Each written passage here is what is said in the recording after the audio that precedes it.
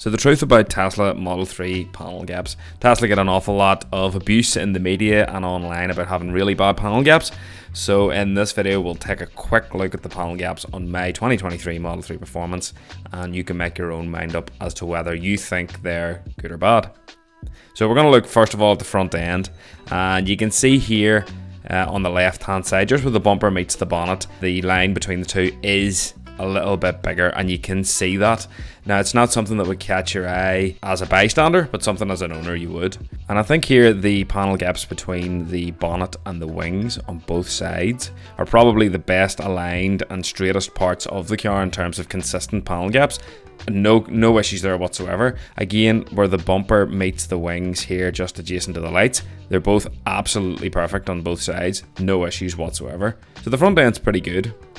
So working down the side of the car, and as we come to where the front wing meets the passenger door, you can see, especially on a white car in particular, it does look a little bit wider than you would expect on, for example, a German car. Where the two doors meet is pretty tight. There's a very small kind of opening here, but again, I think that's just the way the sun is kind of hitting it. It usually isn't too bad. Again, this rear door has a really tight and neat, consistent line the whole way around.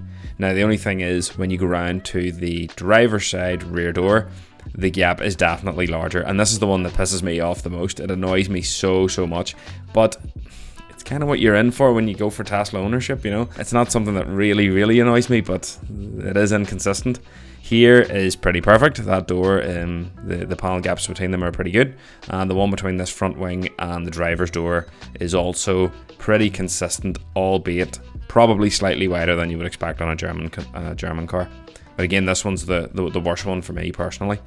As you move to the rear boot here, on the early Model 3s, this was notoriously bad, but it's actually really consistent and really good on this generation. There's no issues whatsoever that I can see on mine. And moving over to the other side as well, pretty good on this side too. They're both consistent and even. Again, a little bit bigger than you would expect on a German equivalent car, but again, not too bad. So these shut lines between the rear quarter and the rear bumper, it looks in this lighting like they're a little bit out, but I can assure you in person, these ones here are again some of the tightest shut lines on the whole car, as is the rear tailgate. It's beautifully aligned and there's no issues whatsoever. And again, where the rear quarter on the right hand side meets the bumper is pretty perfect too. So you can see here when I zoom out to the wider lens, it really is very good. It's not as big of a deal as most people would make out. So I think for these 2023 Model 3 refreshes, they've really stepped up their game in terms of build quality, and I can guarantee you that the Model 3 Highland will be even better.